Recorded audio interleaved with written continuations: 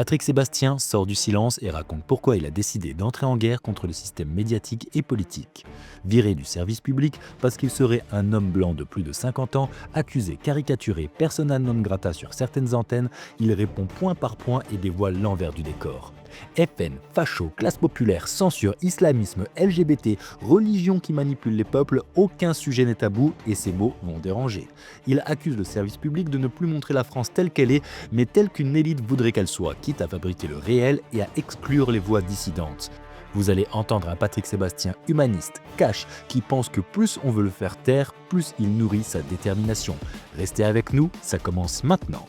Une très jolie phrase avant-hier. Je sais qu'en m'engageant, par exemple, dans ce domaine politique où je veux représenter les gens, je risque la tempête, mais c'est pour ça que je veux pas finir ma vie sur une mer calme. Je préfère m'écraser sur les rochers, c'est plus héroïque.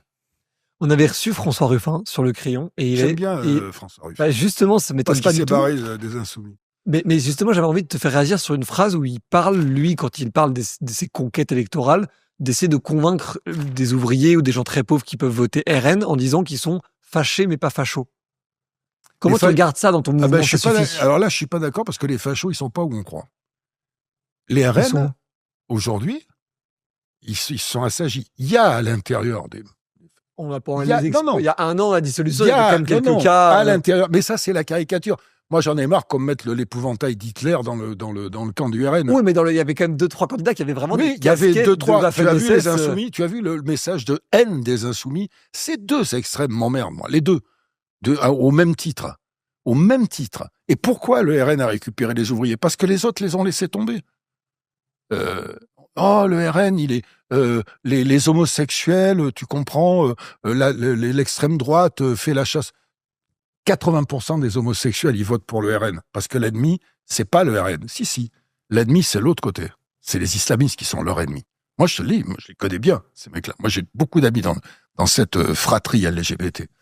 Il faut remettre les choses dans le bon truc. À force de dire le RN, c'est des fachos et tout, moi, je sais pas, les fachos, c'est ceux qui t'interdisent. C'est les wokistes extrémistes qui disent non, vous ferez pas ça, vous mangerez pas ça, vous ne regarderez pas ça, vous n'écouterez pas ça. La patronne du service public, elle a dit « Je ne veux pas montrer la France telle qu'elle est, mais peut-être que je voudrais qu'elle soit. » Elle veut créer quoi? Une race supérieure? C'est quoi ça? Ça te rappelle rien de créer une race supérieure avec pas de défauts et tout?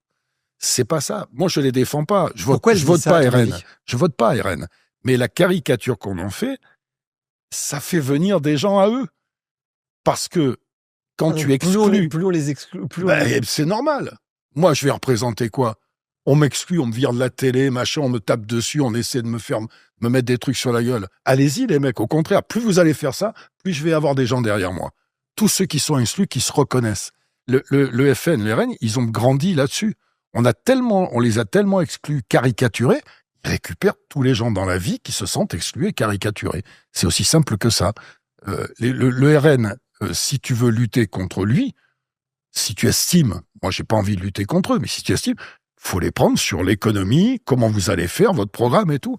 Mais faut arrêter le côté Hitler, ils vont pas monter des camps de concentration, le RN, s'ils sont au pouvoir. Pas plus que Staline, que les Insoumis vont nous faire des goulags. Il y a un moment où la caricature elle sert à rien. Le RN, si vous voulez les attaquer sur leur capacité à gouverner, c'est dans le domaine économique, social, voilà, oui. C'est pour ça que ces discours de « Ouais, les fachos, c'est des fachos ». J'en parle dans le bouquin, d'ailleurs. Il y a une nana qui supporte pas qu'il y ait des djellabas autour de la mosquée de Souillac où j'habite. Et je lui dis donc, tu vas voter RN? Elle me dit non, je veux pas un Hitler au pouvoir. Je te dis.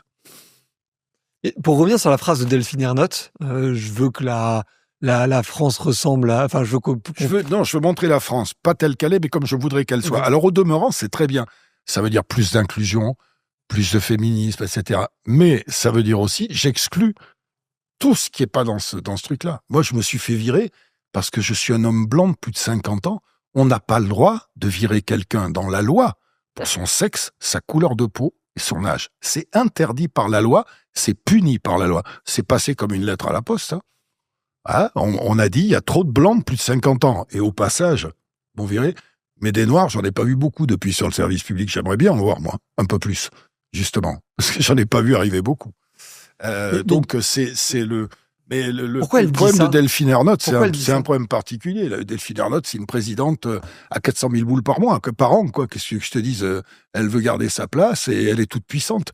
À part que elle n'est pas propriétaire du service public, elle est présidente seulement. Le service public, logiquement, il appartient à ceux qui payent, c'est-à-dire toi.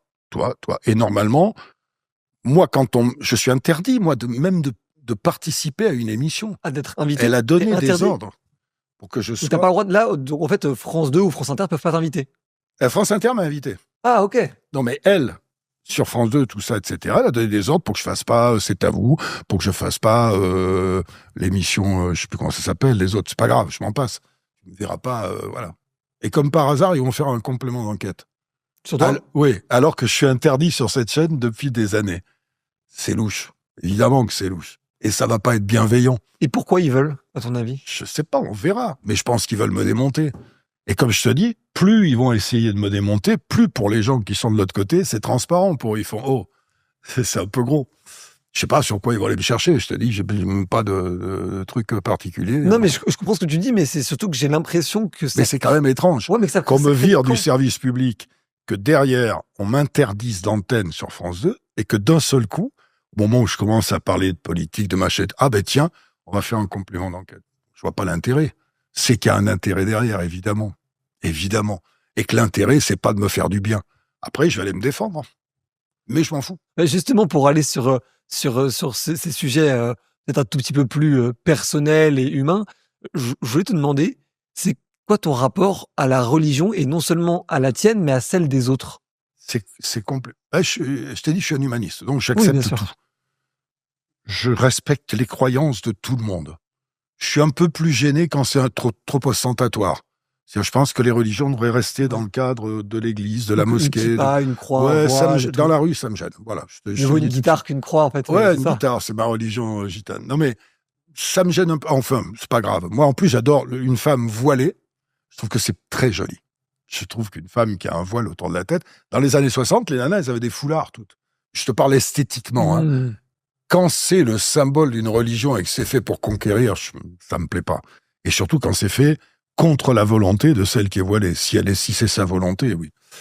Après, c'est l'éternelle question. Je fais partie des gens qui croient que c'est pas Dieu qui a inventé les hommes, mais c'est les hommes qui ont inventé Dieu. Et que la religion sert à manipuler les peuples. Toutes les guerres qui nous entourent sont des guerres de religion de tout temps. Et c'est tellement pratique. Je parle dans le bouquin du sketch de Florence Foresti qui est extraordinaire dans son dernier spectacle, dans Boys Boys.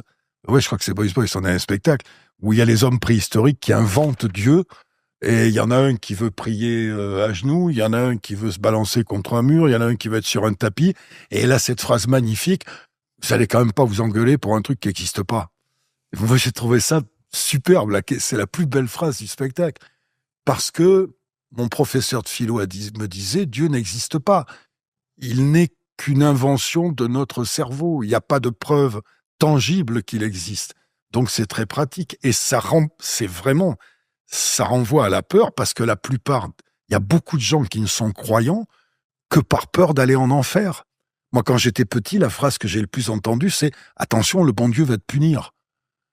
Donc on me faisait peur de la sanction. C'est le Et croque-mitaine. je connais plein de gens qui sont... Alors moi, il y a le pari de Pascal, je ne sais pas si tu le connais, qui Bien est, sûr. je crois, au moins, si je gagne tout, si je perds rien.